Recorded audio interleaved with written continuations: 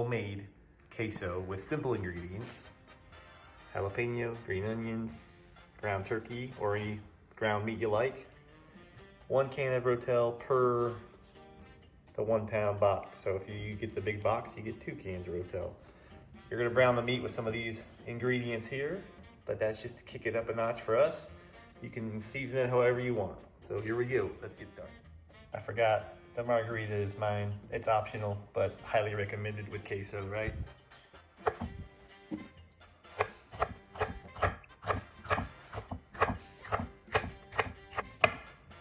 Keep all those seeds in there if you want it to be a little extra spicy. Cut up the green onions. This is the way I do this. There's no wrong way, there's no right way. This is the way I do it after making this for many, many years. I like to pour minced onion, they're dried, into a frying pan. Just kind of like a nice little even layer on the bottom. And then I add Tabasco. And I put quite a bit because it's all gonna kind of cook down a little bit. Turn this up to medium high. A little bit of oil. This is 1 pound of ground turkey meat. Some pepper. Salt.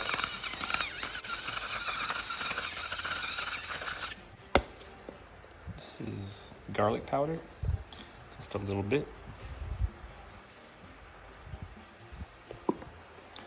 And I like to add some crushed red pepper for some kick. Just kind of mush up these into good bite-sized pieces. Throw in your jalapeno. Saute that up. I just keep stirring it. Make sure it all spreads all the seasoning out. Now you can also add taco seasoning or anything that you want. Throw in a little bit of Italian seasoning in just to give it a little bit of like a sausage flavor. And also, this is like the go-to. Italian seasoning and this really complement each other, I have found.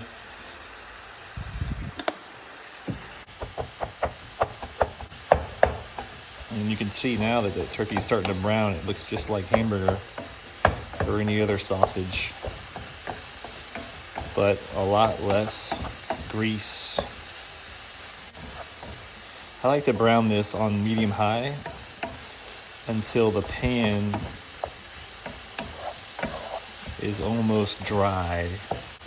And I just like to make sure this is got a little bit of a crispy and crunchy texture to it. When it's in the queso, give you that little pop on your chips. So that is done. I'm going to turn this down, or turn this fire off, and let that just sit there in the pan.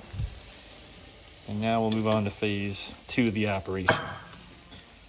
Queso. This works better if you cut this into pieces.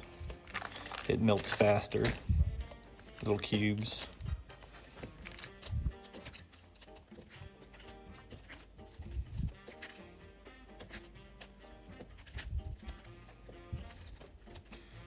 Okay. Put this in your little saucepan, your queso pot. Don't want to waste any. The whole can with the juice. Now we're gonna put this on medium and let it start melting. Okay. Starting to get a little melty on the bottom. You want to keep stirring this and not let it sit on the bottom. It can burn. Even though I'm on medium, it will burn if you don't stir it every now and then. And once you start getting some fluid in here, not all melted, take that amazing meat, and go ahead and just put it in there so we can start seasoning up and putting all that flavor into the queso. All the onions and jalapenos, and salt and pepper, and all kinds of wonderful flavors in there. And this is going to look really thick at first, but it'll continue to melt as it warms. Now at this point, if you're going to have it for a party, you could put it in a crock pot on low.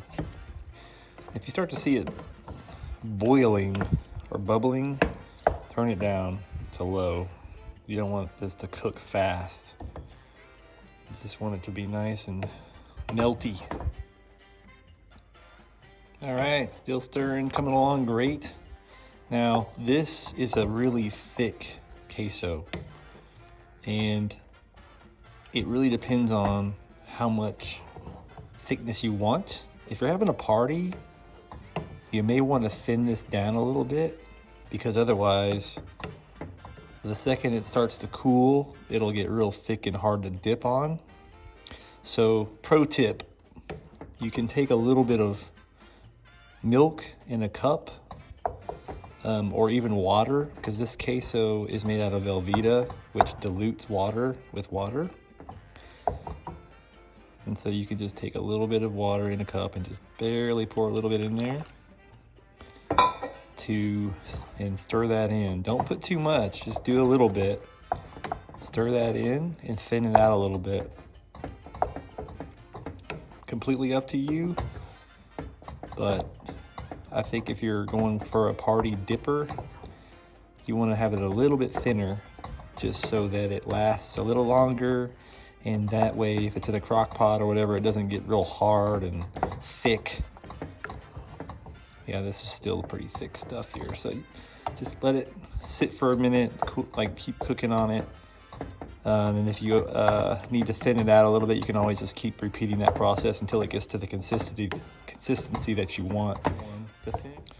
So now I'm ready to take those chopped up green onions that I had chopped up at the beginning, and I just throw all those in there and stir that in. And this adds a lot of great texture, a little crunch, and some wonderful flavoring to the queso. Now, if you don't like chunky queso and whatever, you can skip all of this stuff and just use Velveeta and Rotel and you're good to go. But I bet you if you ask 10 people, 8 of them are going to prefer this to boring old out of the box Velveeta and Rotel, although it's still pretty good. All right, this queso is done. I'd say in all I added probably 1/3 of a cup of water to get to the consistency that I like. I'll just show you. It coats a chip, nice, but it doesn't have a whole lot of thickness to it, but it still has some body. But really just take your time and just add a little bit at a time and let it sit and warm, and then just check it, make sure. And as the night goes on, if you're going to put this in a crock pot or whatever, you may just need to add a tiny bit more water and keep stirring on it so people can continue to dip and enjoy. So now we are ready for the big taste test. So first, just look at that texture and color. It's beautiful. It's got the green onions and the Rotel in there, the jalapenos, the meat. So let's just take a dip of this, and man, look at that. So many neat textures and colors and tastes. Here we go.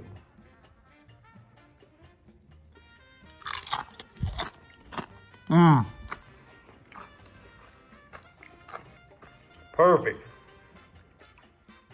Thanks for watching Cook, Build, Play. I hope you enjoyed this video. If you like this kind of content, please check out my channel and give me some comments down below, like and subscribe, and we'll see you on the next one. Take care.